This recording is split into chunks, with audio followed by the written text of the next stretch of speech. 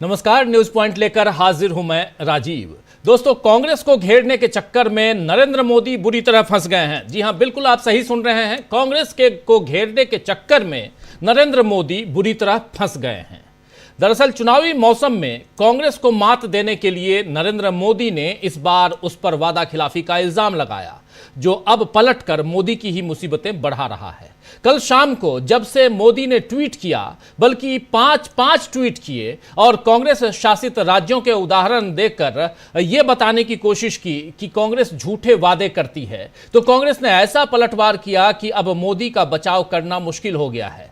अब तो नौबत यह आ गई कि नरेंद्र मोदी को अपने 5 में से तीसरा ट्वीट जो था उसको डिलीट करना पड़ा है। जरा उस ट्वीट को लेके आइए, जरा देखिए ये tweet. This post was deleted by the post author. ये ऊपर, जरा और ऊपर अगर दिखा सकते हैं तो दिखाइए। पहला ट्वीट, दूसरा ट्वीट, ये तीसरे ट्वीट को इन्होंने डिलीट किया है। और ऊपर आइए, ये देखिए, पहला ट्वीट, उसके बाद ये दूसरा ट्वीट, ये तीसरे ट्वीट को डिलीट किया गया है, ये चौथा ट्वीट और पांचवा ट्वीट। ये 5 ट्वीट में से तीसरे ट्वीट को नरेंद्र मोदी को डिलीट करना पड़ा। अब ये नौबत क्यों आ गई कि नरेंद्र मोदी को 5 में से तीसरे ट्वीट को डिलीट करना पड़ा? अभी तो एक ट्वीट ही डिलीट करना पड़ा है, लेकिन अगर मोदी इसी तरह कांग्रेस को नीचा दिखाने के लिए बेबुनियाद आरोप लगाते रहे तो इसका नुकसान उन्हें केंद्र से लेकर राज्यों तक उठाना पड़ सकता है। आपको बता दूं कि आज महाराष्ट्र और झारखंड चुनाव की तमाम सरगर्मियों के बीच चर्चा इस बात पर भी होती रही कि किस तरह कांग्रेस ने मोदी को करारा जवाब दिया है। मल्लिकार्जुन खड़गे से लेकर जयराम रमेश, प्रियंका गांधी, तमाम कांग्रेसी मुख्यमंत्रियों, प्रवक्ताओं, सब ने मोदी के आरोपों की न केवल कल रात से लेकर आज दिन तक, इस वक्त तक धज्जियां उड़ाई हैं, बल्कि उन्हें इन आरोपों को साबित करने की चुनौती भी दे दी।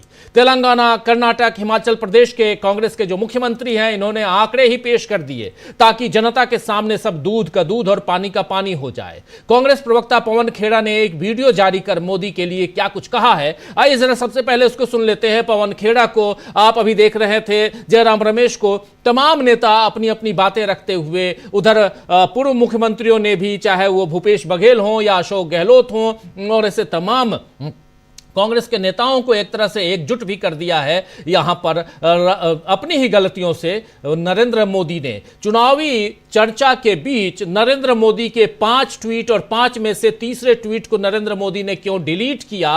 और इस ट्वीट के जरिए कल आपको याद होगा कि जब हम लोग इसी समय कार्यक्रम कर रहे थे, न्यूज पॉइंट कर रहे थे, तो उसमें हम लोगों ने चर्चा की थी कि नरेंद्र मोदी ने लिखा है कि अनरियलिस्टिक प्रोमिसेस करती है कांग्रेस पार्टी। लेकिन यहां पर जैसे ही ये बात कांग्रेस पार्टी के लिए नरेंद्र मोदी ने लिखी और हमारा कार्यक्रम खत्म हुआ 8:30 से 8:45 के बीच में, उधर मल्लिकार्जुन खड़गे ने एक ट्वीट, लंबा चौड़ा ट्वीट करके सीधा निशाना साधा नरेंद्र मोदी पर और 2014 में किए गए वादे से लेकर तमाम वादों को उन्होंने वहां रखा कि आखिर नरेंद्र मोदी जी, आपने जो कहा था 15 लाख रुपए, वो क्या था? जुमलों की बरसात आप करते हैं और बात हम पर करते हैं, उंगलियां हम पर उठाते हैं। आप ये कैसे भूल जाते हैं कि अगर एक उंगली आप हमारी तरफ उठाते हैं तो 3 उंगलियां आपकी तरफ जाएंगी। ये तमाम बातें कल मल्लिकार्जुन खड़गे ने अपने ट्वीट में लिखी कहीं, लेकिन आज पवन खेड़ा ने जो कहा है बहुत दिलचस्प है। सुनिए जरा क्या कुछ कह रहे हैं पवन खेड़ा। प्रधानमंत्री जी, प्रचार मंत्री जी, जो भी आप कहना चाहें, फिर से चुनाव मोड में आ गए। त्योहार के दिन लोगों को त्योहार की बधाई देने की स्थान पर लगे ट्वीट करने, और ट्वीट भी ऐसे कि उनके ट्रोल्स भी शर्मा जाए।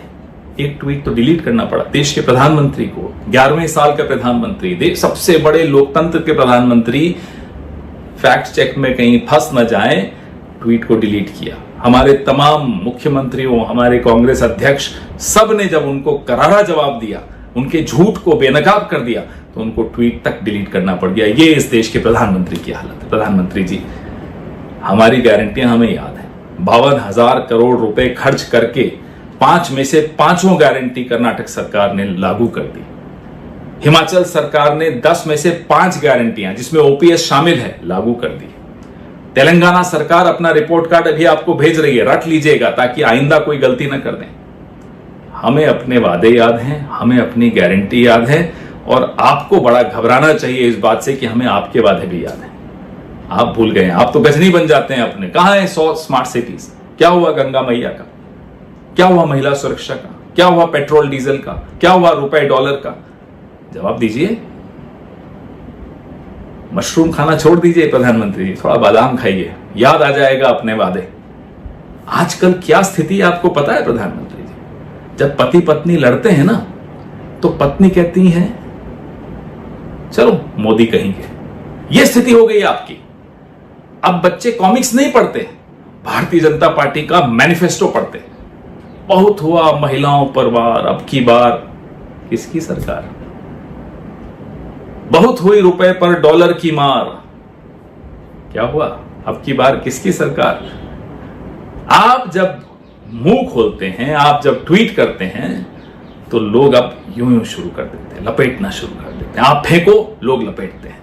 ये इस देश के प्रधानमंत्री की हालत आपने बना दी। मर्यादा थी इस पद की, प्रतिष्ठा है इस पद, इस पद का हम सब पूरा विश्व सम्मान करता, लेकिन पता नहीं अब कब तक कर पाएगा। अरे हम तो सोचते थे अपने ट्रोल्स के लीडर हैं। आपके ट्वीट्स देखकर तो ऐसा लगता है आप अपने ट्रोल्स के फॉलोअर हैं। आपके ट्रोल्स आपसे बेहतर ट्वीट कर लेते हैं। आपको तो डिलीट करना पड़ गया। प्रधानमंत्री जी, चौराहों की आप बात करते थे कि मैं जिस चौराहे पे जो चाहे सजा दे देना, चले मत जाइएगा चौराहों पर, वहां जाएंगे तो आपको गाना सुनाई देगा, क्या हुआ तेरा वादा, वो कसम वो इरादा। इस देश को अब आपकी जुबान पर कोई भरोसा नहीं रह गया। कितने ही वक्त आप प्रधानमंत्री के पद पर रहे, उससे फर्क नहीं पड़ता। इकबाल खत्म हो चुका है, अब वो इकबाल वापस लौट के नहीं आ सकता। जय हिंद, जय कांग्रेस। तो इकबाल खत्म हो चुका है, अब वो इकबाल लौट कर नहीं आ सकता। ये बात कह रहे हैं यहां कांग्रेस के प्रवक्ता, मीडिया सेल के हेड पवन खेड़ा, और बहुत महत्वपूर्ण बातें यहां कह रहे हैं। दरअसल दोस्तों, कांग्रेस पर आरोप लगेंगे या मोदी राहुल के खटाखट वाले बयान का मजाक उड़ाएंगे तो कांग्रेस भी चुप नहीं बैठेगी। ये तो साफ नजर आ गया है। अब जरा यह समझने की भी जरूरत है कि आखिर मोदी ने चुनाव के वक्त ऐसा सेल्फ गोल करके अपना क्या नुकसान किया है। आपको बता दूं कि खड़गे जी ने मोदी के अच्छे दिनों से लेकर रुपए की कीमत, देश की गिरती अर्थव्यवस्था, बेरोजगारी, सबकी याद देश को दिलाई, जिससे जनता के घाव हरे हो गए हैं। आपको याद होगा कि हर खाते में 15 लाख का वादा मोदी ने किया था, लेकिन अब हर भारतीय 1.5 लाख का कर्जदार हो गया है। जी हां, हर भारतीय के ऊपर 1.5 लाख रुपए का कर्ज हो चुका है। केंद्र सरकार पर देश की कुल जीडीपी की तुलना में 60% कर्ज है। जी हां, आप सही सुन रहे हैं, बिल्कुल।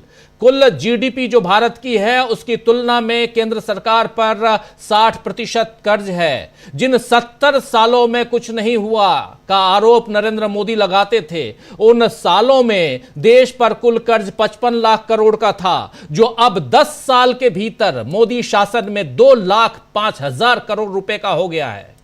सरकार के कुल बजट का 20% कर्ज चुकाने में जाता है। रक्षा बजट का 2.5 गुना, हेल्थ बजट का 10 गुना, शिक्षा बजट का 7 गुना, यह सब कर्ज चुकाने में जाता है।